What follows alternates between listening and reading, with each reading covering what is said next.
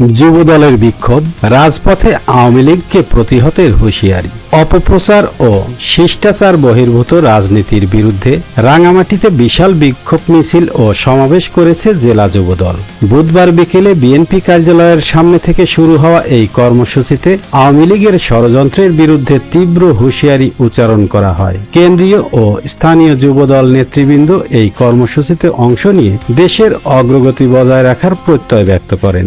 জেলা যুবদলের উদ্যোগে আয়োজিত এই বিক্ষোভ মিছিলটি শহরের প্রধান সড়ক প্রদক্ষিণ করে পরবর্তীতে মিছিলটি জেলা প্রশাসক কার্যালয়ের সামনে গিয়ে এক সমাবেশে মিলিত হয়। এতে জেলা যুবদলের ভারপ্রাপ্ত সভাপতি নূর নবীর সভাপতিত্বে প্রধান অতিথি হিসেবে বক্তব্য রাখেন কেন্দ্রীয় যুবদলের সহসভাপতি জিয়াউদ্দিন জিয়া। সমাবেশে বিশেষ অতিথি হিসেবে উপস্থিত ছিলেন কেন্দ্রীয় যুবদলের সহসভাপতি মাহফুজুর রহমান, ফেরদৌস মুন্না এবং রাঙামাটি জেলা বিএনপির সাধারণ সম্পাদক অ্যাডভোকেট মামুনুর রশিদ। সমগ্র অনুষ্ঠানটি সঞ্চালনা করেন যুবদলের সাধারণ সম্পাদক আবু সাদাত মোহাম্মদ সায়েম।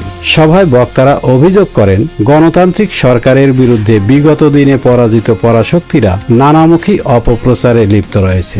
দেশের এই অগ্রযাত্রাকে ব্যাহত করতে ষড়যন্ত্রকারীরা আবারও মাথাচাড়া দিয়ে ওঠার চেষ্টা করছে বলে তারা হুঁশিয়ারি দেন।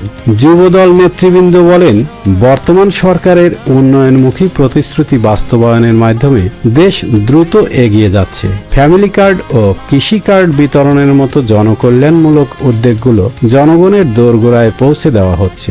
দেশের এই স্থিতিশীল মুহূর্তে ফ্যাসিস্ট শক্তিগুলো সরকার উৎখাতের অপচেষ্টা চালাচ্ছে, যা সফল হতে দেওয়া যাবে না। সমাবেশে বক্তারা আওয়ামী লীগের উদ্দেশ্যে হুঁশিয়ারি উচ্চারণ করে বলেন, যুবদলের একজন কর্মী বেঁচে থাকতে পরাজিত কোনো শক্তিকে আর রাজপথে আসতে দেওয়া হবে না। যে কোনো ধরনের অপতৎপরতা ও ষড়যন্ত্র রুখে দিতে যুবদল সর্বদা প্রস্তুত রয়েছে।